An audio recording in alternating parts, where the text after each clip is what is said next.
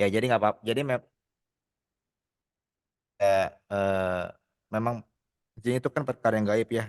Eh, Yas'alunaka 'anir ruh, qulir ruhu min amri rabbi wa ma utitu minal ilmi illa qalila. Sesungguhnya mereka bertanya kepada engkau Muhammad tentang ar-ruh ya, tentang jiwa atau hal-hal yang gaib gitu. Kata kata Allah Subhanahu wa taala, qulir ruhu min amri rabbi. Sesungguhnya katakanlah perkara masalah ruh yang gaib segala macam itu adalah masalah Tuhan ya. Masalah Tuhanku gitu. Maksudnya adalah itu urusan Allah Subhanahu wa taala semata gitu. Wa ma utitu minal ilmi illa qalila, dan kalian tidak diberikan sedikit pun ilmu mengenai itu kecuali sedikit. Kamu tidak diberikan ilmu kecuali sedikit. Jadi perkara yang berhubungan sama ruh itu sebetulnya sangat sedikit keterangan dalam Al-Qur'an. Nah, termasuk juga masalah jin. Nah, kalau jin ini yang beriman tadi itu juga dalam Al-Qur'an ada gitu, bukan riwayat saja gitu kan. Dalam surat Al-Aqaf, dalam surat jin gitu kan.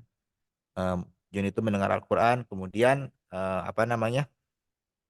Dia datang kepada teman-temannya, aku mendengar apa yang disampaikan oleh seperti yang disampaikan Musa gitu. Berarti kan dia zaman dulu dia sudah ada, dia mendengar Nabi Musa dapat dapat komitmen dari Allah Subhanahu wa taala kan. Jadi mirip gitu ajaran itu.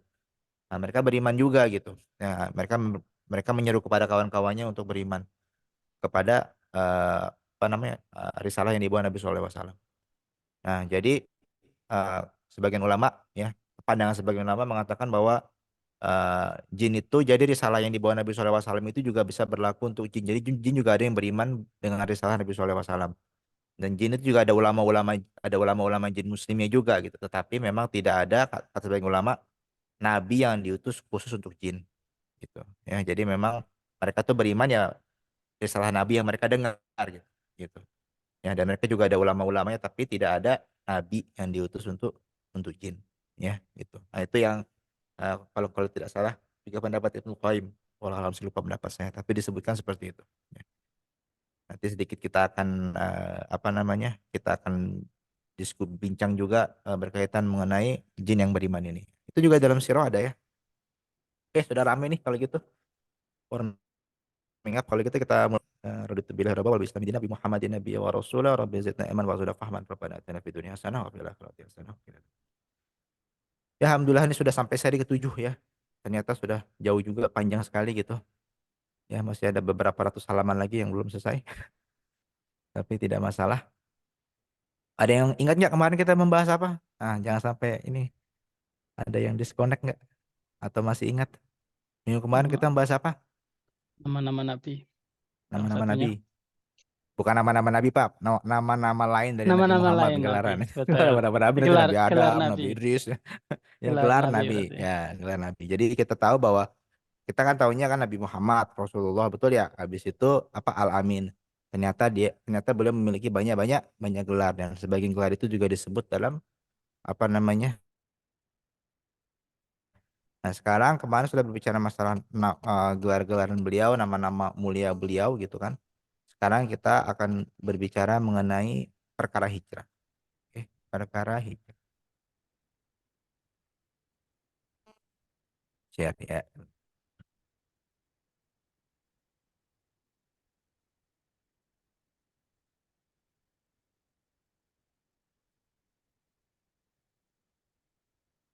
Kelihatan nggak? Belum, Pak. Tadi Belum? tapi eh, dia bilang started. Berarti mungkin loading. Udah? Di saya sih belum. Enggak tahu. Ah, sudah sekarang. Screen share is loading. Ya, Mungkin sudah internet sekarang. saya agak lambat. Oke. Jadi kita masuk kepada seri ketujuh dari kitab Zadul Ma'ad. Nah, perkara masalah hijrah. Kita tahunya hijrah tuh berapa kali? Ternyata hijrah itu kita tahunya kan ke Madinah ya. Ternyata hijrah hijrah yang dilakukan oleh kaum muslimin semasa Nabi SAW masih hidup itu beberapa kali. Nah, jadi hijrah itu bahkan hijrah Madinah itu adalah hijrah yang terakhir. Ya, jadi sebelum hijrah Madinah itu ada dua hijrah. Kemana hijrahnya? Nah, kita mundur dulu dah. Ke PA-nya ditutup dulu gitu. Ada yang tahu hijrah kemana?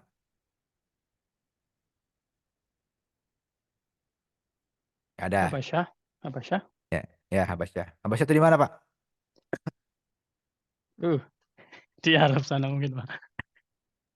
Ya, Ethiopia. ya Ethiopia, ya. Oh, Afrika. Ya, dekat lah Pak Ahmad Rifai beberapa ribu kilometer dari situ. Ya. Jadi hijrah pertama Habasyah. Itu kan. Sebenarnya hijrah pertama dan kedua itu adalah ke Habasyah. Jadi dua-duanya adalah ke Habasyah. Ya, jadi ketika orang muslim semakin banyak, maka orang-orang kafir Quraisy itu makin terganggu dengan banyaknya jumlah orang muslimin kan, jadi merasa terancam gitu kan. Kalau misalnya sedikit kan mereka dianggapnya dicuekin, tapi ketika sudah mulai banyak mereka merasa terganggu.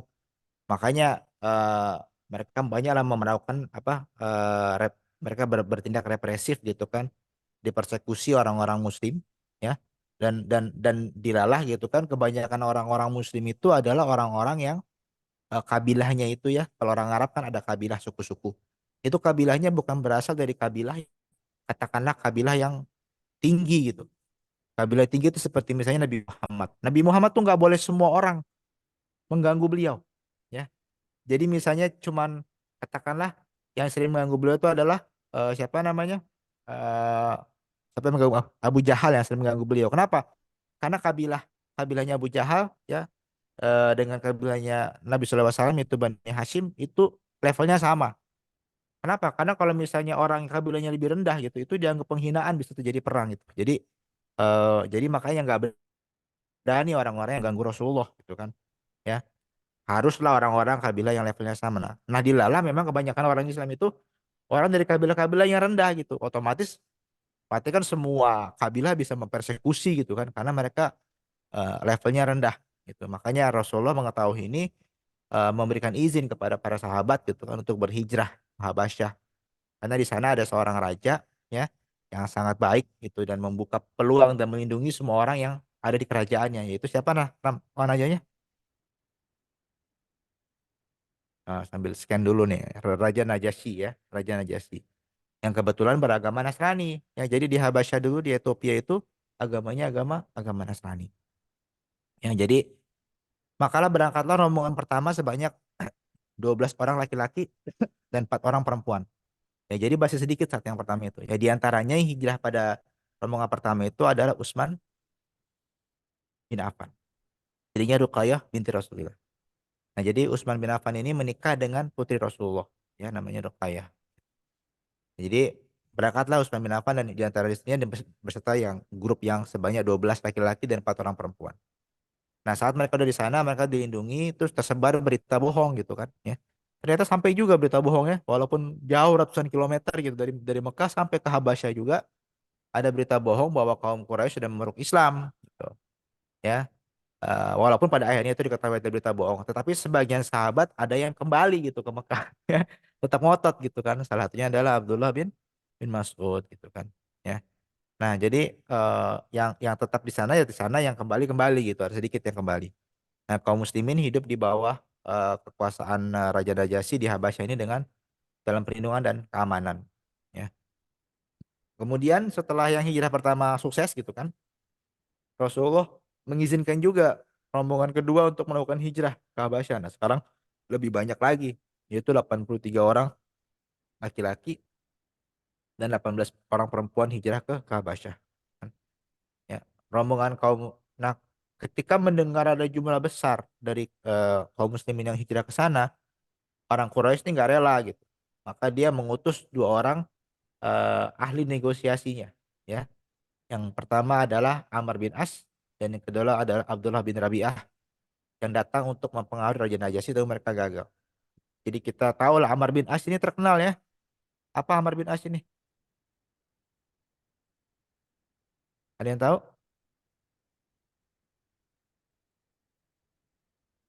Nggak tahu. Ini Amr bin As nanti dia masuk Islam gitu kan. Keislamannya pun baik. Kemudian dia di masa Khalifah Umar yang menjadi panglima yang menaklukkan negeri Mesir. Ya, ini negeri Mesir takluk, eh, apa namanya, oleh hasil apa tarian dipimpin oleh Amr Amr bin As. Ya. Tapi dulu dia saat ini masih masih musyrik dia gitu kan. Tapi memang dia ini sangat sangat ahli diskusi dan ahli dalam negosiasi gitu. Makanya dia diutuslah 2 orang ini untuk mempengaruhi Raja Najasyi untuk memulangkan meminta Raja Najasyi agar 83 orang yang tambah 12 tadi itu ya semuanya itu dipulangkan ke Mekah gitu, diusir gitu kan. Ya dipengaruhi dengan, kalau udah pernah nonton film Umar tuh ya ada juga tuh kisahnya ya ketika itu. Dipengaruhi bahwa ditanya sama sama Najas sama Raja sama Abdullah Amr bin As, coba tanya kepada mereka gitu, apa pendapat mereka tentang Isa gitu kan. Nah kan, karena kan untuk kan supaya dikleskan perbedaannya gitu. Eh, Apalagi Raja Najasyi kan beragama Nasrani gitu. Habis itu dibacakan oleh Ja'far bin Abi Thalib gitu kan, sepupunya Ali bin Abi Thalib yang ada di sana, eh, pendapat yang orang-orang Islam gitu ada mengenai Isa, putra Maryam, yaitu adalah utusan Allah dan juga nabi dari Allah Subhanahu wa taala. Nah gitu kan. Nah, terus dibacakan ayatnya gitu kan. Dibaca ayatnya surat Maryam gitu kan. Kemudian Raja Najasyinya menangis gitu kan. Kemudian dia bilang bahwa, eh, dia bilang sama Amr itu kan, Amr, aku mengharapkan lebih hebat, sesuatu yang hebat daripada kamu. Ternyata kamu cuma segini gitu. Dalil yang kamu sampaikan gitu. Kemudian yang disampaikan sama mereka itu betul gitu kan, tidak lebih dari apa apa tidak ada lagi dari kebenaran gitu. Sekarang pulanglah kamu gitu dengan tangan hampa gitu. Jadi suruh pulang dia dengan malu gitu kan. Amr bin As tadinya mau mempengaruhi, ternyata malah gagal. Jadi Raja Najasyi ini ada yang mengatakan bahwa beliau ini adalah, walaupun dia beragama Nasrani tapi Nasrani betul gitu. Nasrani yang dianut oleh Isa bin Maryam gitu kan, yang dibawa oleh Nabi Isa. Nah, tetap, sebagian riwayat mengatakan ketika Raja Najasyi meninggal. Jadi ketika Raja Najasyi meninggal itu Rasulullah masih hidup ya. Ada yang mengatakan bahwa Rasulullah itu menyolatkan secara gaib Raja Najasyi. Berarti kan Rasulullah itu menganggap bahwa Raja Najasyi itu, walaupun tidak jelas apakah terakhir itu masuk Islam atau enggak, tapi ada yang mengatakan riwayat bahwa Rasulullah melakukan sholat gaib atas wafatnya Raja Najasyi. Kalau bukan seorang yang beriman, Rasulullah tidak akan melakukan sholat gaib pada mayit ya. Jadi saat itu Rasulullah mungkin menganggap bahwa dia masih termasuk agama Hanifah, agama yang betul gitu kan. Walau alam bisawabnya. Eh, Kemudian, jadi jadi mereka tetaplah di 1700 orang ini ya, 100 orang lebih ini tetaplah tinggal di Habasyah dalam perlindungan Raja Najasyi. Nah, pada masa yang sama nih ya, kaum Quraisy itu memboikot Rasulullah ya. Jadi ada masa pemboikotan. Jadi mereka ini orang Bani Hashim. Jadi bukan cuma Rasulullah saja. Seluruh kabilah Rasulullah ya, Bani Hashim itu ya, Bani Hashim itu nggak semuanya Islam saat itu. Ada sebagian yang masih musyrik gitu. Diboikot juga gitu kan. Dikumpulkan dalam sebuah lembah Abu Thalib ya selama 3 tahun. Ada lagi yang mengatakan 2 tahun, pendapat lain gitu. Jadi mereka tuh kesusahan gitu. Tapi setelah itu boikotnya berakhir karena ternyata boikot itu tidak tidak memiliki efek yang kuat gitu kan. Jadi, habis itu boykot itu berakhir gitu setelah 3 tahun. Nah, qadarullah setelah beberapa bulan setelah boykot itu berakhir, paman beliau Abi Thalib meninggal dunia dalam usia 87 tahun. Ya. Jadi paman beliau ini kan yang, Abu Thalib ini adalah ayah dari Ali bin Abi Thalib gitu kan ya. Eh, Beliau ini merupakan paman Rasulullah dan juga yang melindungi Rasulullah, yang mengasuh Rasul dari kecil ketika kakek beliau meninggal gitu kan. Ya, jadi kalau paman itu di orang Arab itu udah seperti ayah ya, udah seperti seperti ayah. Jadi paman itu udah dianggap seperti ayah. Makanya ketika ketika Nabi SAW dihina oleh Abu Jahal gitu ya, itu Hamzah itu marah besar. Padahal Hamzah sama Nabi SAW ini usianya nggak beda jauh gitu kan.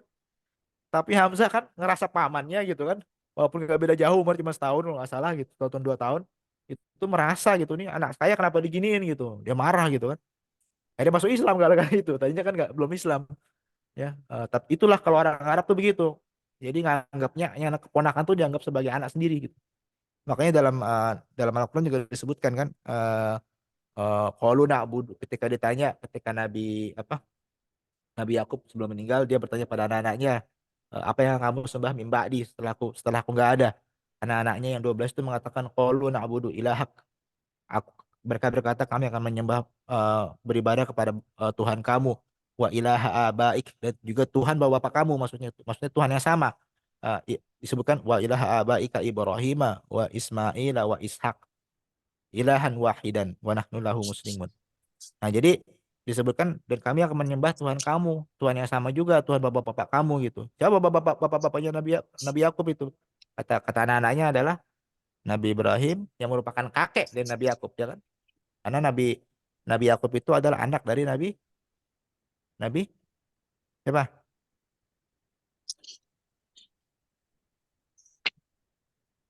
Nabi siapa? Yuk.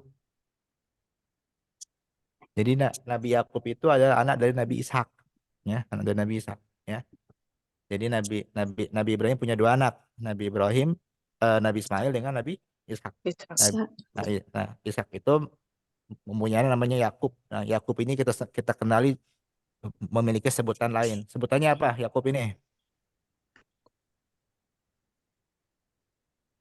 Nabi Tahu. Yakub ada sebutan lain. Nggak tahu. Ah, ini lagi ngetren sekarang ini. Nah, sebutan panggilan Yakub ya, itu adalah Israel. Ya. Yakub itu Israel, disebut dalam Al-Quran juga Israel ya, apa namanya? Nah, moto Israel apa? Tengok nanti bahasa bahasa dari asli. Jadi memang disebut nama Nabi Yakub itu adalah Israel. Jadi yang lagi mau yang kalau yang mau ngelanat ke negara Israel hati-hati ya gitu. Jangan kamu ngelanat Israel itu Nabi Yakub tuh ya. Jadi makanya anak-anak Nabi Yakub itu disebut Bani Israel, anaknya baninya Israel gitu ya. Karena kan orang-orang Yahudi itu kan asalnya dari 12 suku Israel itu gitu kan, yang ngakunya gitu dari 12 anak itu kan, makanya agama Yahudi itu ada sebagian yang mengatakan itu juga keturunan gitu ya. Nah, jadi Nabi Yakub itu adalah Israel ya. Bapaknya Nabi Yakub Nabi Ishak. Nah, berarti pamannya Nabi Yakub itu adalah Nabi Ismail.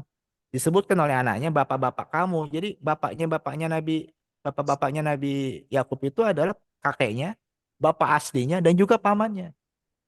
Ya, begitu hakikatnya. Ya. Oke. Paham ya? Ini supaya penting dalam budaya bahasa Arab ini penting kayak gini. Kalau ini nanti ada implikasi yang banyak. Nah, setelah Abu Thalib meninggal dalam 7 tahun dalam keadaan kekafiran. Sedih sekali Rasulullah SAW tidak bisa mengajak pamannya dalam keislaman. Walaupun beliau melindungi Rasulullah selama berdakwah ya 23, apa, selama berpuluh-puluh tahun itu. Tapi tidak bisa masuk Islam gitu kan. Itulah hidayah dari Allah Subhanahu Wa Taala yang tidak sampai kepadanya. Jadi sedih Nabi SAW kan pamannya meninggal. Jadi kayak bayangkan saja Nabi tidak punya ayah gitu kan, yang dia kenal ayah ya Abu Thalib itu dari kecil. Jadi ketika itu kan terpukul besar gitu, terpukul sekali. Dan nggak berapa setelah itu istrinya pun meninggal dunia juga, Sayyidati Khadijah gitu kan. Jadi meninggal dunia. Jadi terpukullah Nabi SAW ya. Dan dalam keadaan seperti itu Nabi memutuskan untuk pergi ke Taif ya bersama Zaid bin Harisah. Nah, namun selama di sana beliau malah disakiti oleh penduduknya hingga berdarah kedua mata kakinya gitu. Nah, ini ketika kisah yang famous ya, beliau pulang habis itu ke Mekah ya, datanglah ada malaikat gunung menawarkan untuk supaya apa namanya? Supaya ditimpakan gunung kepada penduduk Taif gitu, dihancurkan. Tapi kata Nabi SAW bilang jangan gitu. Apa namanya? Aku berharap nanti dari sulbi-sulbi mereka gitu, dari anak-anak tua mereka tuh lahir orang-orang yang memperjuangkan Islam gitu kan. Bagaimana Nabi SAW ketika dipersekusi tapi memang masih mencintai gitu. Mereka tuh tidak tahu gitu ya. Kalau kita mungkin reaksinya beda gitu kan. Ya. Rasulullah sebenarnya agak sedikit menyalahkan diri sendiri gitu. Kegagalan dakwah itu bukan karena mereka yang bodoh, tapi saya yang ini apa kita yang lemah gitu. Maka ini ada riwayat doa yang sangat masyhur gitu kan. Eh, ilaika nashku dha'fa quwwatina wa qillata hilatina wa hawanana 'ala nas. Jadi doa yang mengatakan aku mengadukan kepada Engkau Allah ya Allah yang apa namanya? Yang lemahnya ilmuku gitu, kekuatanku. Wa qillata hilatina dan juga lemahnya perencanaanku gitu. Jadi itu doa yang suka yang kita baca kalau Mu'tazilah juga gitu. Maksudnya kita ini dalam kondisi lemah gitu. Kita ngadu sama Allah Subhanahu wa taala. Nah, itu Nabi SAW membaca doa doa itu ketika terjadi apa datang malaikat gunung itu. Nah, ketika Rasulullah SAW dalam perjalanan pulang ke Mekah, beliau eh, mampir ke kebun kurma gitu. Nah, habis itu dipalingkan ketika itu mereka beliau baca Al-Quran di situ, kemudian di kebun itu banyak kelompok jin yang mendengarkan Al-Quran. Ya, nah, ini seperti surat Al-Aqaf tuh ya. Akhir surat Al-Aqaf ada kisahnya bisa dibaca. Nah, nanti setelah itu mereka datang kepada kawan-kawannya dan menyebutkan tadi ini ada yang membaca Al-Quran. Habis itu mereka kelompok ini yang dibilang tadi berislam, masuklah kepada agama Islam gitu ya. Nah, itu kisahnya. Jadi kisah jin itu juga ada dalam riwayat, dalam Tharik, dan juga dalam Al-Quran juga disebutkan. Jadi memang ada yang beriman kepada Nabi SAW ketika mendengar Al-Quran. Ya.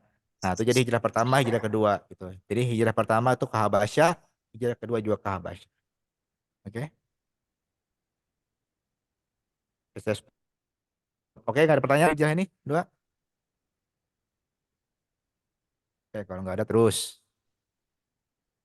Nah, yang kita kenal kan sebetulnya peristiwa yang apa Isra Mi'raj itu kan yang berlaku setelah Nabi SAW kehilangan pamannya dan juga kehilangan istrinya. Jadi setelah peristiwa yang di Taif itulah akhirnya beliau di Isra Mi'rajkan oleh Allah Subhanahu wa taala, ya. Setelah peristiwa Taif itulah beliau bayangkan saja sudah kehilangan paman, kehilangan istri, berdakwah ke kota Taif dilempari batu sampai berdarah gitu kan. Apa kurang kurang sengsara apalagi hidup ini gitu kan. Jadi dihiburlah Nabi SAW gitu kan, diisrokan ruh dan jasad beliau ke Masjidil Aqsa.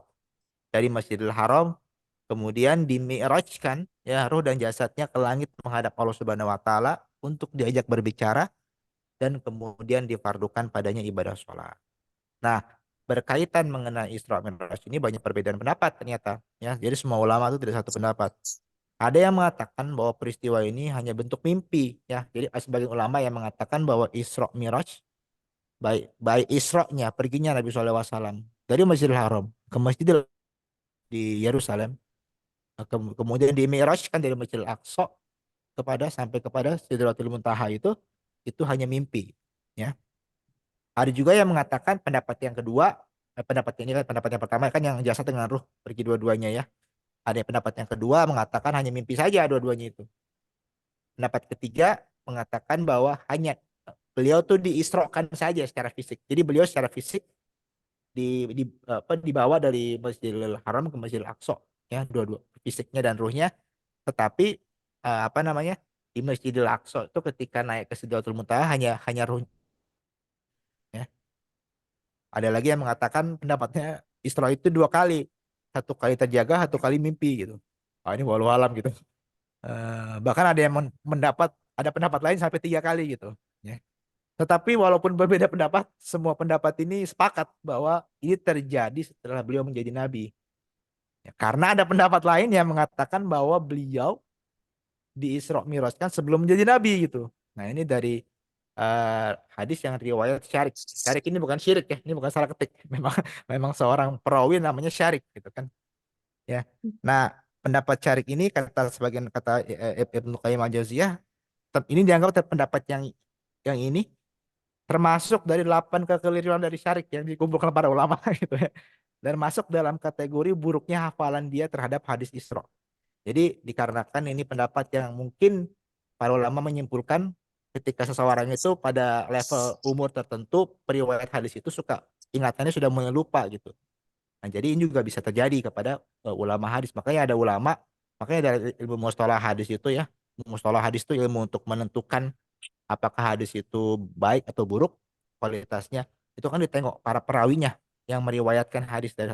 Nah, kadang-kadang ada periwayat itu yang sikoh terpercaya dan juga ingatannya bagus. Waktu masih muda saja. Ketika sudah tua masih masih dipercaya, tapi ingatannya sudah buruk. Nah, jadi kalau ada orang yang mendapatkan hadis ya dari orang tersebut ketika dia melewati umur katakanlah 60, maka ada kemungkinan ada masalah ingatan di situ. Jadi hadisnya dari yang mungkin dari dari sahih bisa menjadi doif gitu, lemah gitu karena adanya perawi yang ingatannya kurang kuat ya. Nah, jadi Syarik ini kebetulan dia dianggap, saya nggak tahu apakah ya pada ini pada usia yang ini, tapi katanya 8 kekeliruannya termasuk yang buruk hafalan terhadap hadis Isra. Ya, jadi mungkin hanya berlaku pada hadis Isra saja. Wallahu a'lam bishawab. Jadi pendapat yang ini tidak ada yang lebih kuat mana Ustadz? Wallahu a'lam bishawab. Tidak tahu kita lebih kuat yang mana. Yang pasti itu terjadi aja. Ya. Jadi tidak disebutkan juga dalam kitab Zadul Ma'ad mana yang lebih kuat. Oke? Ada Ya. pertanyaan? Mau tanya, Makan. enggak, ini di surat Al-Isra ya, ayat Ya. 13 sampai ayat 15. Ini cuman pertanyaan aja ya. Kan disebutkan kalau misalnya ayat 13-nya, dan tiap-tiap manusia itu telah kami tetapkan amal perbuatannya. Terus yang 14, bacalah kitabmu, cukuplah dirimu sendiri pada waktu ini sebagai penghisap terhadapmu. Terus yang ke-15, barang siapa yang berbuat sesuai dengan hidayah Allah, maka sesungguhnya dia berbuat itu untuk keselamatan dirinya sendiri. Jadi ayat yang ke-13 disebutkan sudah ada ditetapkan. Tapi yang ke-15-nya kita juga harus sesuai dengan upaya kita, ikhtiar kita. Iya. Itu gimana kira-kira Pak Ustadz? Ya, jadi kan kalau kita ini bicara masalah takdir ya. Jadi kan kita sudah sebagai Ahlussunnah wal Jamaah, kita sudah yakin bahwa semua ini sudah Allah Subhanahu wa taala tetapkan di Lauhil Mahfuz. Betul nggak? Kita Iya. masuk surga neraka itu sudah ditetapkan oleh Allah Subhanahu wa taala. Betul nggak? Tapi ada yang mengatakan kalau gitu buat apa kita usaha? Ya sama seperti kayak misalnya kita apa namanya? Takdir itu kalau ada yang mengatakan itu kayak prediksi gitu. Tapi sebenarnya menurut saya nggak prediksi. Sesungguhnya Allah Subhanahu wa taala sudah mengetahui, ilmunya itu mengetahui lebih lebih dahulu. Jadi bahwa ketika seorang itu lahir, dia masuk surga neraka sudah Allah Subhanahu wa taala sudah tahu. Makanya Allah Subhanahu wa taala sudah tahu ujung ceritanya. Jadi kayak misalnya kita nih, kalau misalnya ada film baru keluar kan, jangan spoiler gitu kan, ya kan? Ya, kalau kalau Allah Subhanahu wa taala sudah tahu spoiler itu semuanya sudah keluar. Bahkan ketika filmnya belum keluar pun sudah tahu jalan cerita itu sampai akhir. Ya, bayangkan saya seperti itu. Karena Allah Subhanahu wa taala sudah mengetahui diri kita. Maka karena semua dalam dunia ini ada dalam perencanaan Allah Subhanahu wa taala. Jadi Allah sudah tahu kita akan memilih kebaikan atau keburukan gitu. Fa'alhamaha fujuraha wa taqwaha. Kami ilhamkan kepada dia kebaikan, keburukan dan ketakwaan. Nanti dia akan milih sendiri, tapi Allah sudah tahu dia akan milih apa gitu. Ya. Jadi Allah tetapkan gitu kan. Tetapkan karena Allah sudah tahu dia akan memilih apa. Nah, kenapa kita berikhtiar? Ya karena kita berikhtiar itu karena kita dalam surat At-Taubah gitu kan, wa qul i'malu fasayarallahu wa rasuluhu wal mu'minun. Dan beramalah kata Nabi sallallahu alaihi wasallam. Nanti Allah akan melihat dan Rasulnya melihat, dan juga orang beriman akan melihat. Fasaturaduna ila alimil ghaibi wasyahadati fayanabbiukum bima kuntum ta'malun. Nanti kamu akan dikembalikan gitu kan kepada Allah Subhanahu wa taala yang mengetahui yang gaib, dan kamu akan ditampakkan semua amal-amal perbuatan kamu. Jadi memang itu sudah Allah tetapkan, tapi kita ini kan manusia yang tidak tahu takdir kita seperti apa. Jadi yang kita lakukan apa? Kita berusaha karena kita diminta oleh Allah Subhanahu wa taala, oleh Nabi sallallahu alaihi wasallam untuk beramal gitu ya. Beramal. Jadi katakanlah mungkin kita nggak sampai gitu. Tapi Allah itu tidak akan pernah menzolimi hambanya, ingat. Wa ma dzalamnahum walakin kanu anfusahum yadzlimun. Ingat kata Allah berkali-kali Allah Subhanahu wa taala menyebutkan dalam Al-Qur'an. Dan kami tidak pernah menzolimi mereka gitu. Mereka sendiri yang menzolimi diri mereka sendiri gitu. Jadi hakikatnya adalah apa yang Allah tulis itu bukan karena Allah Subhanahu wa taala menzolimi mereka, tetapi mereka sendiri yang memilih itu sebetulnya. Tahu, makanya Allah tetapkan seperti itu. Nah, jadi mereka itu karena perbuatan mereka sendiri. Contohnya dalam surat Ar-Rum lagi, Zuharul fasadu fil bari wal bahri bima kasabat aydin nas. Telah nampak kerusakan di laut dan di daratan. Bima kasabat aydin nas, atas perbuatan manusia. Loh, kan bukannya semua yang terjadi di muka bumi ini atas ketetapan Allah Subhanahu wa taala. Terus kenapa apa namanya? Karena tangan manusia. Ya manusia itu wasilahnya yang lewat lewat ikhtiar dia yang merusak, itulah jadi rusak sebetulnya. Ya. Allah coba menetapkan semuanya, merencanakan gitu. Ya, jadi kita harus hati-hati terhadap masalah ketetapan ini. Kenapa? Karena bisa-bisa nanti kita mengatakan bahwa semua kezoliman di muka bumi ini yang terjadi.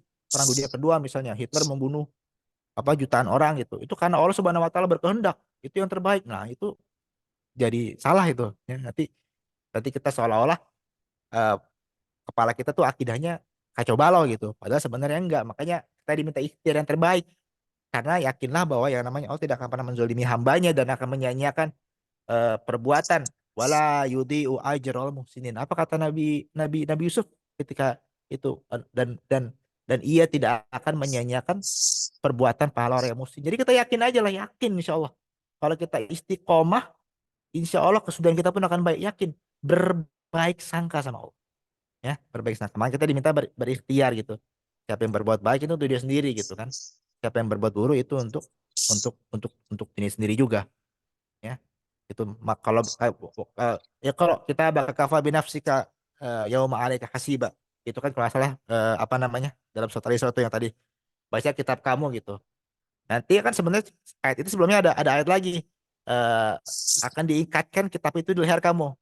Elko kitab dalam dalam leher apa? Ketika orang itu dibangkitkan dalam di hari kiamat nanti itu akan di kitab itu akan kita bawa ya di leher kita gitu. Kitab kitab kebaikan kita amal itu. Nanti suruh baca kita kitab itu di depan Allah Subhanahu wa taala. Nah, seperti itu. Itu jadi maksudnya adalah yang kamu baca itu tadi itulah Iqra kitabak. Jadi karena kamu membaca catatan kamu sendiri dan kamu tidak mungkin berbohong, maka itulah yang menjadi hukuman kamu gitu. Maksudnya adalah dia membaca apa yang dia perbuat yang tidak bisa berbohong dari situ. Nah, jadi hukuman itu ya tentu kan dikarenakan apa yang hasil yang dari dia baca itu sendiri. Apa yang dia baca itu nanti akan sudah menjejaskan apa hukuman yang akan dia terima. Ya, misalnya saya mencuri, saya membunuh gitu kan, ya sudah dia sudah menghukum diri sendiri kan sebenarnya. Ibaratnya pengadilan gitu. Yang tersangkanya ngaku gitu, saya ini. Ya kan? Ya udah cukup. Ya, gitu ya, Mbak. Boleh. Oke. Ada lagi? Oh ini hubungannya sama sama Isra Mi'raj apa nih? Enggak apa-apa lah. Kira mau nanya masalah Masjidil Aqsa tadi. Ya nggak apa-apa. Ini Pak. Lanjut kalau gitu. Nah, setelah jadi Rasulullah mendapatkan perintah sholat. Jadi perintah sholat itu turun sebelum Rasulullah SAW hijrah ke Madinah. Nah, itu kita tahu. Jadi kita sekarang sudah pandai untuk meletakkan the piece of the puzzle ya, letak puzzle. Ada hijrah pertama, kedua, setelah itu ada pemboikotan wafatnya Abu Thalib dengan Khadijah, kemudian kejadian di Taif ya. Kemudian adalah Isra Miraj dan setelah itu beliau berdakwah kepada kabilah-kabilah Arab. Jadi kan kebiasaannya adalah zaman dahulu di kota Mekah itu juga berlaku masih ibadah haji itu berlaku juga gitu, walaupun dalam keadaan musyrik ya. Jadi makanya setiap musim haji itu datang orang-orang Arab dari berbagai macam tempat gitu untuk menunaikan ibadah ibadah haji. Nah ini kata Nabi SAW ini adalah peluang untuk berdakwah supaya Nabi SAW punya sekutu gitu yang bisa melindungi Nabi dan dakwahnya gitu. Ini penting karena kita berdakwah itu tidak mungkin tidak punya kekuatan. Ya, ini bagaimana contoh Rasulullah, beliau mencari sekutu. Ya, siapa kabilah ini yang mau melindungi beliau. Makanya ketika musim haji datang, beliau menawarkan diri kepada kabilah-kabilah Arab ini agar mereka tuh mau memberikan perlindungan kepada beliau. Ya, bersumpah setia kepada beliau, menerima ajaran beliau, menyampaikan risalah Allah Subhanahu wa taala, melindungi ajaran Allah Subhanahu wa taala dengan ganjarannya surga. Ya, ditawarkan, kamu melindungi saya nggak? Ini ajaran Islam seperti ini. Nanti insya Allah ada bapak surga gitu. Ternyata tidak ada yang berminat kabilah-kabilah Arab itu kecuali dari kaum kaum Ansor gitu. Jadi dikisahkan ada 6 orang orang Ansor ya yang pergi haji saat itu. Sebagian riwayat lain mengatakan ada 8 orang saat itu yang pergi haji, yang hadir pada saat itu, yang menyambut menerima seruan Nabi SAW. Jadi ketika itu mereka ditemui oleh baginda Nabi saat tengah bercukur ya di dekat Aqobah Mina. Setelah jadi yang 6 orang ini beriman langsung ya, asyhadu alla ilaha illallah wa asyhadu anna Muhammadar Rasulullah. Mereka pulang ke Madinah, mereka pulang ke Yasrib untuk berdakwah kepada kaumnya agar memeluk Islam. Nah, kota Madinah itu namanya adalah Yasrib dulu. Ya, Madinah itu adalah kota Madinatul Nabi Al Munawwaroh namanya. Nama panjangnya seperti itu ya. Kota Nabi yang penuh dengan cahaya. Nah, begitulah terjemah. Tersebut Madinah saja. Tapi aslinya adalah Yasrib namanya zaman dahulu ya. Jadi mereka kembali ke Yasrib pada kaumnya agar memeluk Islam ya. Maka karena orang Ansor ini kan agak beda tabiatnya sama orang orang Mekah ya. Kalau Mekah itu kan metropolitan lah kita katakan ya. Karena kan Mekah itu jalur dagang gitu. Ada tempat haji, orang ngumpul semua. Kalau di Madinah itu kan lebih kayak ke desa lah. Mungkin Jutland sama Copenhagen lah. Nah, ini perumpamaan saya lah. Jadi beda di sana tuh orang Yasrib tuh kan lebih ke desa-desa gitu. Jadi mereka tuh nggak ada kayak sentimen-sentimen, nggak ada kayak besar gitu level kesuku-sukuannya gitu. Jadi mereka memeluk Islam ternyata banyak gitu. Jadi yang 6 orang tadi berdakwah itu mendapat sambutan ternyata. Jadi tidak tersisa satu rumah pun dari kaum Ansor melainkan di dalamnya disebut nama Rasulullah SAW. Masya Allah itu kan luar biasa. Tahun haji berikutnya datang ke Mekah 12 orang laki dari kaum Ansor. Yang mana 5 orang dari mereka yang 12 tadi itu ya adalah bagian dari 6 orang yang pertama datang. Biasanya 1 orang nggak ikutan gitu. Nah, jadi 5 orang tuh datang gitu. Nah, habis itu inilah terjadi namanya Baiat Aqobah pertama ya. Mereka yang 12 ini menyatakan janji setia kepada Rasulullah SAW. Janji setia untuk melindungi Nabi SAW sebagaimana melindungi kaum perempuan mereka, anak-anak mereka dan diri mereka. Ya, jadi sumpah mati gitulah, sumpah setia. Gitu kan. Itu Baiat Aqobah pertama, 12 orang Ansor. Tahun berikutnya datang lebih banyak lagi 73 laki dengan 2 orang perempuan dari kaum Ansor.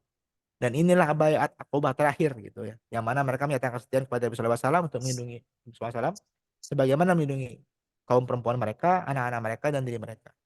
Ketika Nabi SAW sudah yakin bahwa sudah cukup kuat orang-orang, sudah banyak gitu yang beriman di kota Yasrib dan sudah cukup, maka Rasulullah SAW mengumumkan hijrah ke Madinah di kalangan para sahabat. Jadi diumumkan untuk hijrah semua ke Madinah, ke Yasrib. Gitu. Karena sudah banyak, Rasulullah yakin ini keputusan yang ini. Karena ketika Rasulullah pindah, otomatis dakwah Islam itu lebih lebih kuat. Ada tentara, ada kota gitu, ada nizam, ada aturan, ada pemerintahan. Gitu. Ini berbeda dibanding di Mekah yang mana dipersekusi gitu kan. Jadi hijrah setelah Baiat Aqobah yang terakhir. Ada pertanyaan? Nanti keluar nih ujian nih, Baiat Aqobah. Serius. Bener ya Pak ya, Pak Ustadz.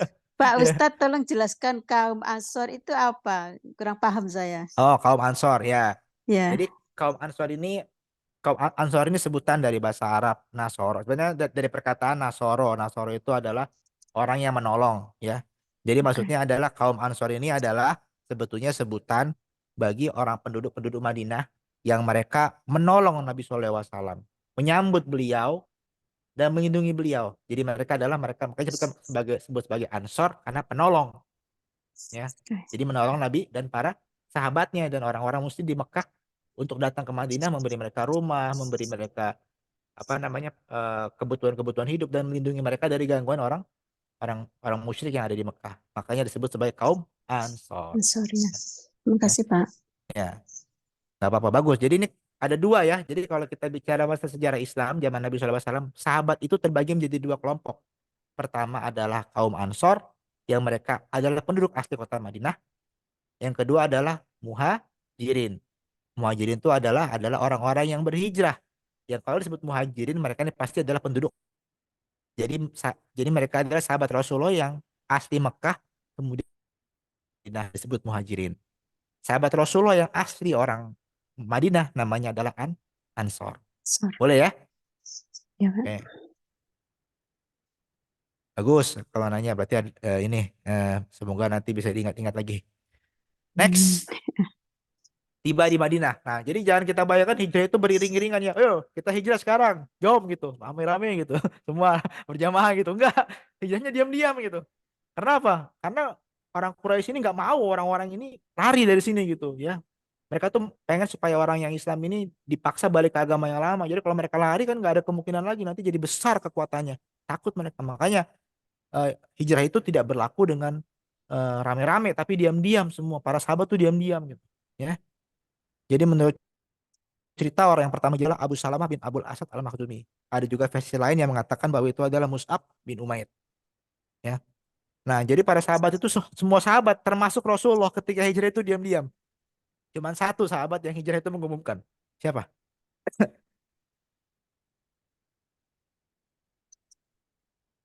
Nggak tahu. Umar. Umar bin Umar. Khattab yang mengumumkan. Jadi Umar itu ketika itu dia mengumumkan ketika dia mau hijrah dia datang ke tengah-tengah gitu. Wahai kaum Quraisy, saya mau hijrah hari ini nanti sore katanya. Siapa yang istrinya mau jadi janda, yang anaknya mau jadi yatim piatu, silakan stop saya nanti sore di situ. Di pinggir kota. Gak ada yang berani ternyata. Jadi sampai begitu kan. Cuman Umar saja yang berani mengumumkan gitu. Yang lain gak ada yang berani gitu. Emang gak ada yang berani top Umar juga. Karena ya tadi itu. Ya ini Umar, jangan diganggu gitu. Ya. Tapi Rasulullah pun termasuk yang diam-diam. Karena semua mau ngebunuh Rasulullah SAW. Ya. Bahkan dikatakan semua itu sudah berencana membunuh. Sampai mereka tuh ketika mereka mau membunuh itu sebelum hijrah itu ya. Rasulullah disamakan Allah Subhanahu Wa Taala kan. Sampai bingung mereka nih negosiasi para kabilah kaum Quraisy ini. Siapa yang mesti nusuk Muhammad ini? Pada nggak ada yang mau, nggak ada yang berani. Kenapa? Karena kalau dia nusuk nanti kabilah dia akan berperang dengan kabilah Bani Hasyim. Kamu nggak boleh, kan zaman dulu juga walaupun kekabilahan itu masih kuat ya, walaupun Nabi SAW itu Islam, ada kabilah Bani Hasyim yang nggak Islam, tetap aja kalau ada yang dibunuh sama kabilah lain itu bisa perang, tumpah darah itu bisa, ada apa namanya, ada dispensasi harus ngasih unta berapa segala macam, nggak ada yang berani karena Bani Hasyim itu kabilah yang masih mulia gitu kan.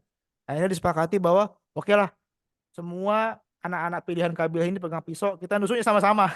Jadi kalau misalnya nanti mati, eh, kita bilang, kita ngakui kita yang nusuk semua rame-rame. Jadi Bani Hasyim nggak bisa lawan kita semua gitu kan. Ternyata diselamatkan kan rencana itu, diketahui gitu kan. Rasulullah tahu rencana itu ya dari wahyu gitu kan. Akhirnya ditukar lah gitu. Apa namanya? Rasulullah itu hijrah, kemudian yang di rumah itu adalah Ali bin Abi Thalib. Jadi ketika mereka masuk, mereka menusuk loh, kok Ali gitu. Udah lari ternyata. Nah, itu kisahnya seperti itu ya. Jadi itu terjadi ketika dalam masa hijrah gitu. Nah, jadi Rasulullah itu tidak hijrah kecuali setelah mendapatkan izin dari Allah Subhanahu wa taala. Jadi setelah banyak-banyak sahabat itu hijrah, baru Nabi SAW akhirnya hijrah. Ya, peristiwa hijrah Nabi SAW ini terjadi pada malam Senin di bulan Rabiul Awal. Ya. Ada sebagian orang yang mengatakan bahwa hijrahnya baginda itu apa namanya di bulan Safar, ya, Safar, tapi tidak, wallahu a'lam bishawab ya. Tapi yang pasti kita tahu umur baginda Nabi SAW saat hijrah itu 53 tahun. Jadi beliau berdakwah di Mekah selama berapa? 23 tahun. Sejak diangkat jadi Nabi pada usia 40 tahun, berdakwah di Mekah selama 23 tahun. Ya, beliau berhijrah ditemani oleh Abu Bakar, Amir bin Fuhairah, dan Abdullah bin Uraiqid Al-Laitsi yang merupakan pemandu jalan ya. Zaman dulu belum ada Google Map, jadi harus ada pemandu jalan. Kalau nanti bisa tersesat di tengah gurun ya. Karena mereka kan harus melewati jalan yang tidak normal supaya menghindari apa namanya? Kepungan ya, kejaran antara orang-orang kafir Quraisy. Mereka harus berhijrah dengan jalan yang tidak normal. Makanya kalau di gurun itu harus ada pemandunya supaya tidak tersesat. Nah, ketika itu beliau menyempatkan untuk menetap di Gua Sur selama 3 hari bersama bersama Abu Bakar. Ya, maksudnya beliau itu apa namanya, selama 3 hari bersama Abu Bakar, beliau menetap di Gua Sur yang juga kisah ini diabadikan oleh Allah Subhanahu Wa Taala dalam surat At-Taubah. Ada yang tahu? Uh, itu yang tentang laba-laba bukan? Laba-laba? Belum. Ya, kisah-kisah historik sirahnya memang ada hubungan dengan laba-laba, tetapi dalam saya nanya ayatnya. Ya, Oh, ayatnya.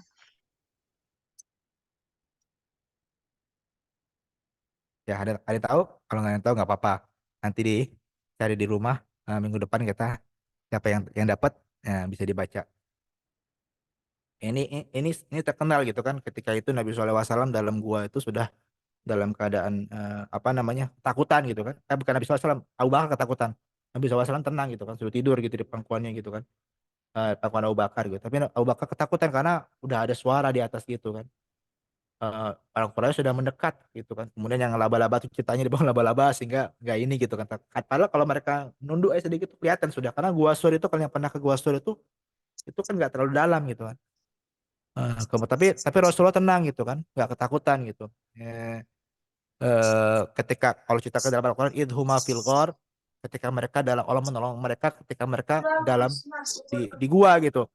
Idh yaqulu li sahibi, dan tak kala ia berkata kepada sahabatnya, itu Nabi SAW berkata kepada sahabatnya Abu Bakar, la tahzan innallaha ma'ana, jangan kamu bersedih, sesungguhnya Allah bersama kami, bersama bersama kita gitu kan. Nah, jadi itu kayaknya seperti itu, carilah di rumah seperti itu ya. Jadi memang itu, kalau kita bersama Allah, kalau Allah Subhanahu wa taala bersama kita nggak perlu sedih gitu, apapun yang terjadi Allah Subhanahu wa taala sudah tetapkan takdirnya, baik atau buruk, ya Allah itu akan berlaku, yang penting kita berada dalam kebaikan. Karena kadang-kadang orang ini ada yang mengatakan bahwa, makanya bedanya ya para nabi itu, walaupun mereka dalam keadaan kan para nabi itu nggak semuanya happy ending ya, nggak semua nabi itu happy ending. Misalnya Nabi Yahya itu kan syahid, meninggal dipenggal gitu kan ya. Kemudian Nabi Zakaria juga digergaji gitu kan, masuk ke dalam pohon digergaji gitu pohonnya. Jadi apa namanya, tidak semua nabi itu Tapi walaupun tidak happy ending, mereka tuh percaya sama Allah. Apa yang Allah tetapkan itu baik untuk mereka.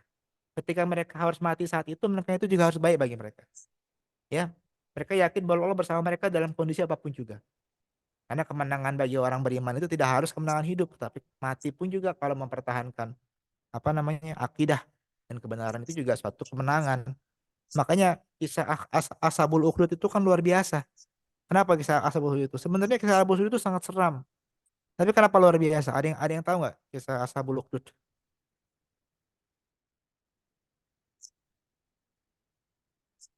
Surat Al-Buruj. Nggak tahu. Nah, Ashabul Ukhdud itu kan adalah kisah bahwa kemenangan itu akidah itu menang terakhir walaupun orangnya banyak yang mati. Ini agak sedih ceritanya sebetulnya. Jadi saat itu ada seorang raja yang sangat lalim, sangat sangat berkuasa gitu kan. Dia seperti Firaun lah. Dia bisa membunuh orang sesukanya gitu kan. Punya kekuasaan yang tidak terbatas. Jadi sampai dia memproklamirkan bahwa dirinya adalah Tuhan. Kemudian adalah satu masa tuh penduduknya pada takut. Jadi penduduknya itu ya beriman kepada si raja ini karena takut dibunuh gitu kan. Apalagi dia melihat raja ini memiliki tentara yang banyak dan kekuasaan yang besar.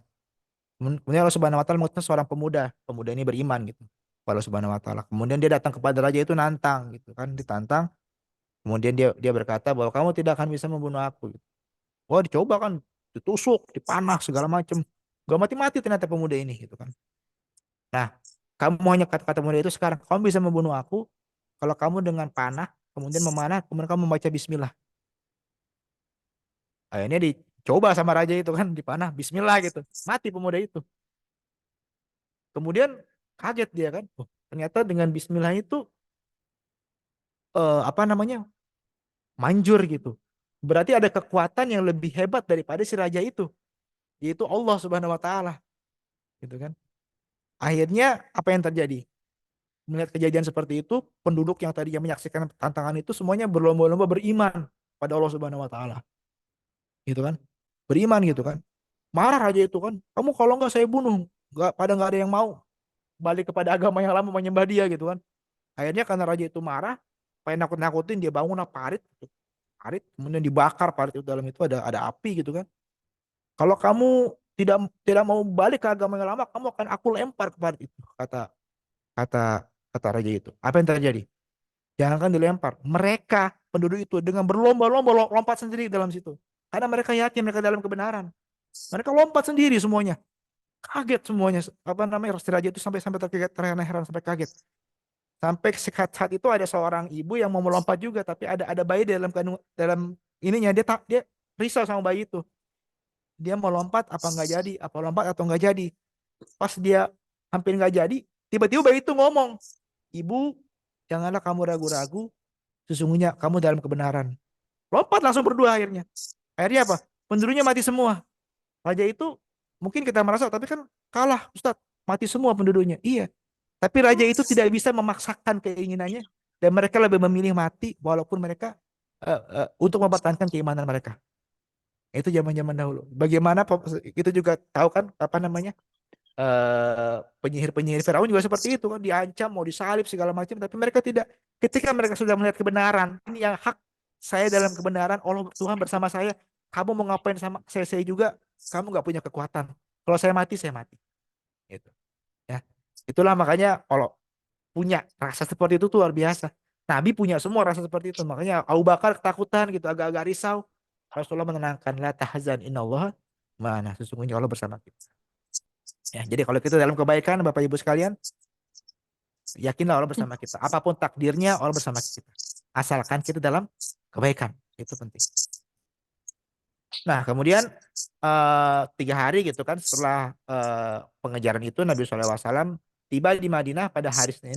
Jadi meneruskan perjalanan dan tiba pada hari Senin pada malam ke-12 Rabiul Awal. Beliau pertama-tama singgah di Kuba. Ya, Kuba ini bukan negara Kuba ya, tapi satu kampung di luar kota Madinah. Ada yang pernah ke Masjid Kuba? Yang pada umroh? Ya, itu nggak terlalu jauh dari apa Masjidil Nabawi. Ya, biasanya kalau yang ke sana jalan kaki juga bisa, sekitar setengah jam lah jalan kaki. Jadi itu Kuba itu perkampungan di luar kota Madinah dan beliau singgah di lingkungan Bani Amr bin Auf. Ya, ada juga yang mengatakan bahwa beliau singgah di rumahnya Kulsum bin Al-Hadam. Ya, Kulsum ini bukan nama perempuan ya. Kulsum ini adalah nama laki-laki ya. Ada pula yang mengatakan rumah Sa'ad bin Kaisamah. Ya, tetapi pendapat yang populer adalah pendapat yang pertama tadi, Nabi SAW singgah di lingkungan Bani Amr bin Auf. Saat itulah diletakkan batu pertama Masjid Kuba. Beliau tinggal di Kuba selama 14 hari dan setelah itu meneruskan perjalanan ke Madinah pada hari Senin. Nah, pada saat beliau masuk ke Madinah tuh para penduduk Madinah berebut agar beliau tuh tinggal di rumah mereka, gitu kan. Jadi pada rebutan untuk menarik tali apa namanya onta beliau gitu kan. Rumah saya aja Nabi, rumah aja saya Nabi gitu kan. Ya karena unta ini berjalan sesuai dengan yang dia perintahkan gitu. Nah, tapi Nabi SAW berkata, lapangkanlah kepada unta ini biar ia berjalan karena ia berjalan sesuai dengan yang diperintahkan pada unta itu. Maksudnya nalurinya dia gitu dari Allah Subhanahu wa taala ya. Yang akan membimbing unta itu sendiri kemana dia tempatnya. Akhirnya unta itu berhenti di lokasi yang di mana tepat itu lokasi Masjid Nabawi sekarang. Tempat itu dulunya milik orang yang bernama Sahal dan Suhail dari Bani Najjar. Ya. Nah dari sana beliau mampir ke rumah sahabat Ansor yang bernama Abu Ayyub Al Ansori. Jadi beliau tinggal di rumah Abu Ayyub sembari membangun Masjid Nabawi. Ya. Jadi beliau membangun Masjid Nabawi dibantu dengan sahabat-sahabatnya. Ya. Jadi dengan tangan sendiri beliau bawa pakai pelepah kurma, atapnya pakai kayu segala macam.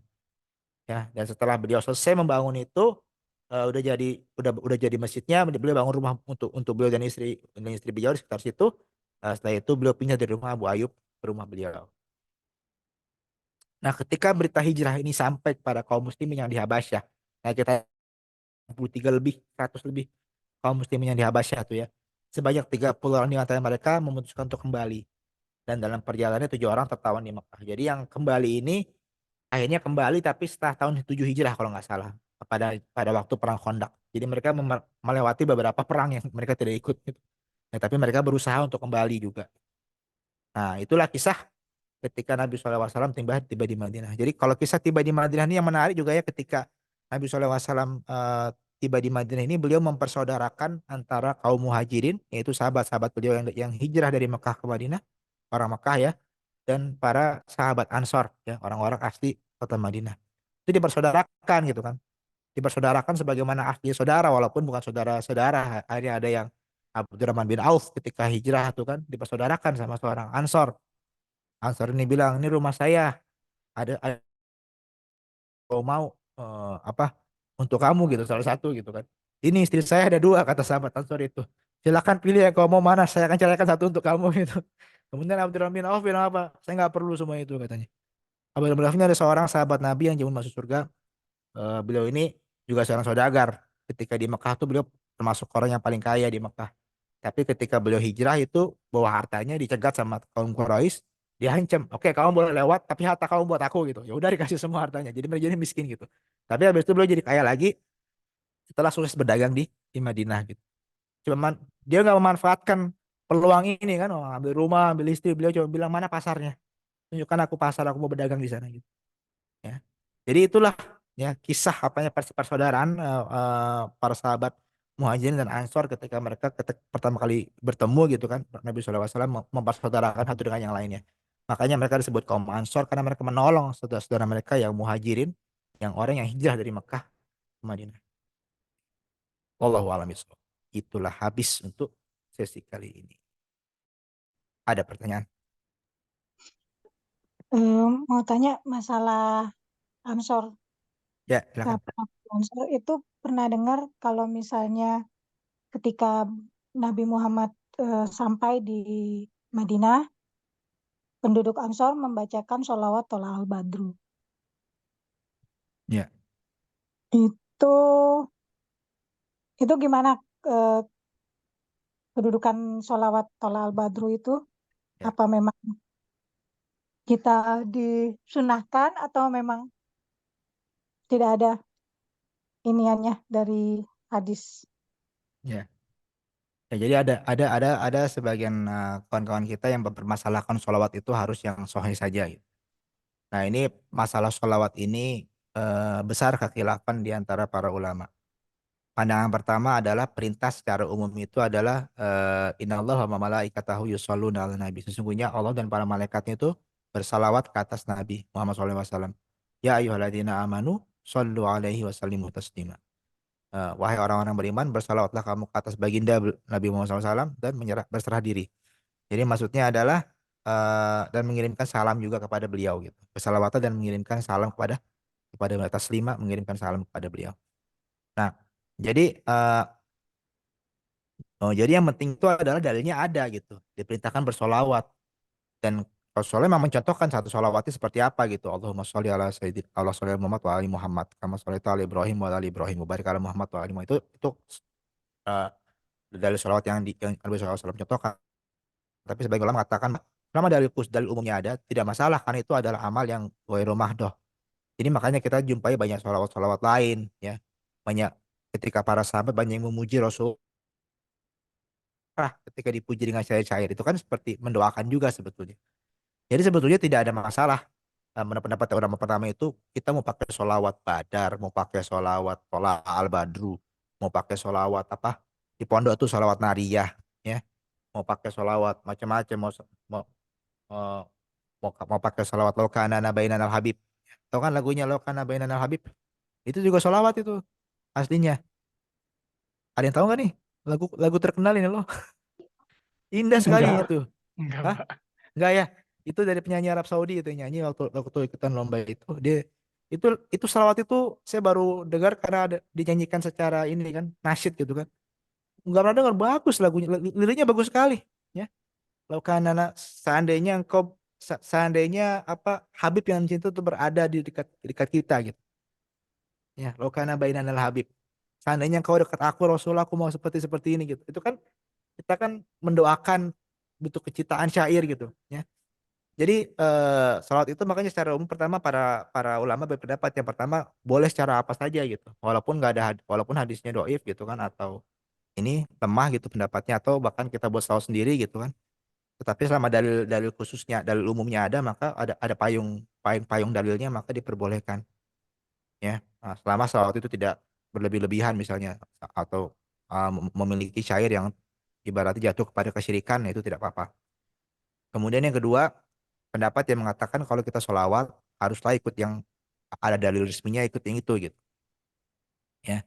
Eh, nah itu pendapat yang kedua supaya mau aman gitu, nggak lari gitu. Jadi kalau bapak ibu sekalian mau pakai yang mana silahkan aja ya, mau pakai yang pertama atau kedua. Jadi saya nggak akan apa mengarahkan pendapat. Nanti takutnya perdebatan masalah furu'iyah yang nggak penting. Pokoknya adalah sholawat itu aja yang penting. Yang penting kita diperintahkan bersolawat. Solawat itu banyak banyak manfaatnya, banyak banyak faedahnya. Maka bersolawatlah kita kapanpun kita bisa. Dengan solawat apapun juga kita berusaha. Kemudian kita pengen supaya apa namanya ya dapat pahala dari Allah Subhanahu Wa Taala atas solawat kita itu. Itu aja. Udah. Ya. Boleh ya.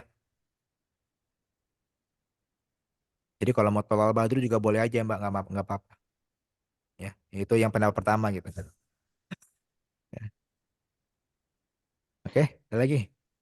Saya mau tanya, Hmm. itu sahabat Rasulullah SAW Abu Bakar itu ada nama aslinya nggak ya? Karena yang saya tahu kalau nama Arab itu Abu Bakar berarti kan ayahnya si Bakar gitu kan ya. Nah itu Nah, yang pertama. Terus yang hmm. kedua, ketika beliau mampir ke rumah Abu Ayyub Al-Ansari itu Hmm. ada penjelasan lebih jelas nggak? Apakah ada keistimewaan dari Abu Ayyub itu? Kenapa Rasulullah mampir ke beliau gitu? Ya, sebetulnya kalau kalau kalau dalam kitab Zadul Ma'ad ya, apa namanya? Kalau dalam kitab Zadul Ma'ad itu memang tidak disebutkan apa keistimewaannya gitu, tapi ada yang mengatakan bahwa Nabi SAW itu mampir kepada ke apa namanya? ke ke rumah Abu Ayyub Ansori itu karena itu yang paling dekat saat itu gitu. Itu saja gitu. Tidak ada semacam keistimewa. Bahkan mengatakan bahwa sebetulnya ada riwayat lain mengatakan bahwa tapak Masjid Nabawi itu aslinya punya apa namanya? punyanya apa namanya? punyanya Abu Ayyub Al-Ansori. Itu yang tadinya yang saya tahu. Kemudian ketika saya baca kitab Zadul Ma'ad kata tetap miliknya Suhail dan Sahil dan Suhail gitu. Nah, itu wallahu alam. Jadi ada perbedaan riwayat. Jadi bisa jadi kalau kalau kita gabungkan perbedaan itu maka kita jampi bahwa bahwa mungkin itu punyanya Sahil dan Suhail, tetapi Abu Ayyub itu tinggal berdekatan di situ. Makanya karena rumahnya paling dekat, akhirnya tinggal di situ. Nah itu yang bisa, karena riwayat lain yang mengatakan bahwa tapak yang unta itu berhenti itu tempatnya Abu Ayyub. Gitu. Ya. Boleh ya. Nah nanti kalau misalnya apa namanya, Abu Bakar siapa namanya? Ada namanya ya, namanya apa namanya, Abdullah ibnu Abi Quhafah ya. Nggak susah kan? Oh, udah Abu Bakar aja gitu. Abdullah Ibnu Habib apa? Abdullah ibni Abi Quhafah. Quhafah. Ruhofah. Quhafah. Quhafatun. Kuhofah. Quhafah. Ya, boleh. Jadi kalau kenapa ini ibni Abi Quhafah? Berarti bapaknya Abu Quhafah ya, bapaknya Abu Quhafah. Jangan tanya lagi Abu Quhafah itu siapa. Bapaknya nanti Google aja kalau misalnya itu. Ya, Ya, ya. oke. Ada lagi? Terkait yang hijrah kedua, Pak.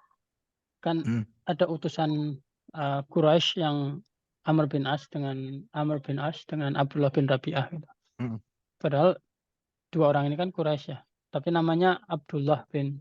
Apakah pada saat itu apakah itu nama yang memang sebelum dia masuk Islam, ataukah memang itu nama bawaan dari Abdullah yang Allah yang dari nabi-nabi sebelumnya, atau bagaimana katanya? Iya, jadi pertanyaan bagus ya. Jadi ketika Rasulullah SAW itu ketika zaman zaman kaum musyrik, jadi agama yang dianut oleh orang-orang musyrik itu sebetulnya kan warisan dari agamanya Nabi Ibrahim, betul ya, Nabi Ismail, betul.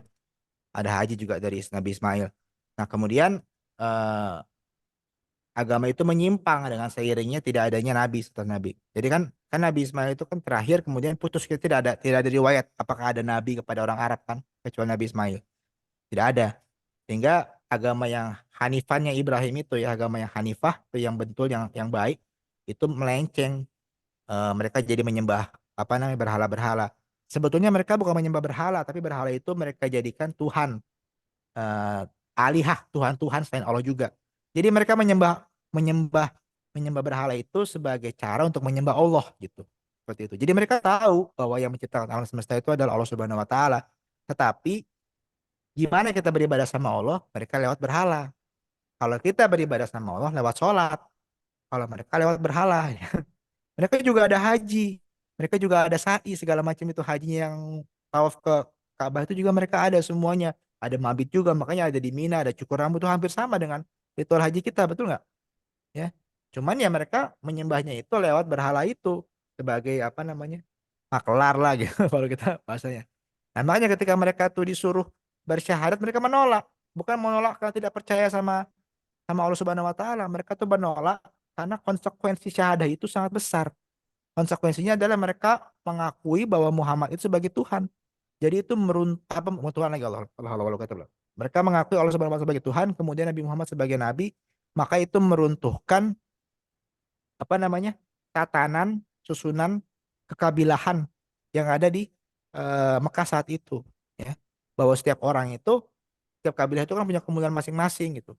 Nah, ketika mereka berbaiat bahwa Rasulullah adalah nabi, ya utusan Allah Subhanahu wa taala, maka mereka harus nurut sama nama Rasulullah yang berasal dari Bani Hashim. Mereka nggak mau. Jadi mereka ada kegengsian bahwa mereka nggak bisa lagi memiliki apa, wibawa dan memiliki kemuliaan atau apa namanya, darah biru lah kita katakanlah gitu kan, sebagai orang yang noble di kaum Quraisy gitu. Mereka takut, makanya mereka menolak gitu. Ya bahkan Rasulullah ini walaupun dimusuhi ya, ketika mereka ini lagi berdagang gitu ya, misalnya ada kaum kafir Quraisy yang berdagang ke Mekah, ke Syam, ke Libanon gitu, atau ke Palestina, itu mereka menitipkan barang-barang yang mereka punya di rumah itu sama Rasulullah. Wahai Muhammad, saya mau pergi ke Syam sebentar, tolong titip barang saya sama kamu ya. Padahal tiap hari menghina gitu kan. Kenapa? Karena mereka tahu walaupun dihina ini orangnya jujur gitu. Tapi mereka nggak mau kalau suruh bersyahadat gitu. Makanya ada orang bernama Abdullah gitu kan.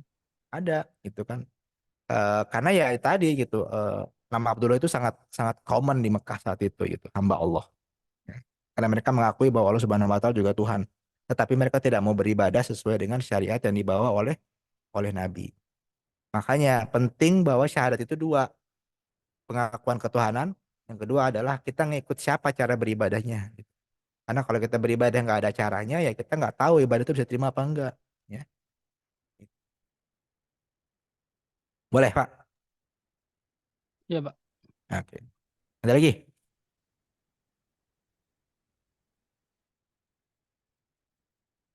Ya ada. Mau tanya, yang Hmm. masalah hijrah kedua itu kan disebutkan kalau misalnya pemboikotan itu terjadi di Lembah Abu Tholib ya. Ah, Itu ketika itu eh, s- terjadi kejadiannya pas masih ada Khadijah kan? iya, Ah, tadinya ya, masih ada. oke.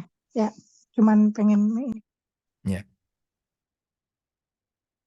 Oke, ada lagi. Nah, ini bagus kita ngoleksi puzzle-puzzle nih kan. Jadi nanti dibuat sendiri time timelinenya lah gitu.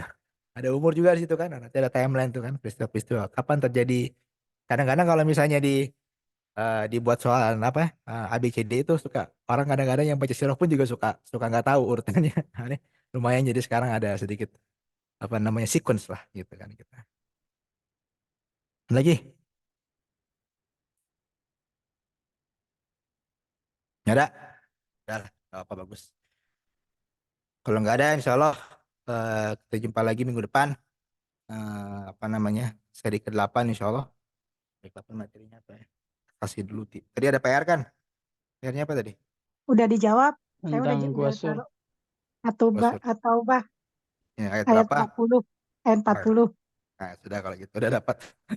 Jadi nggak usah ada PR lagi. Nggak usah ada PR lagi.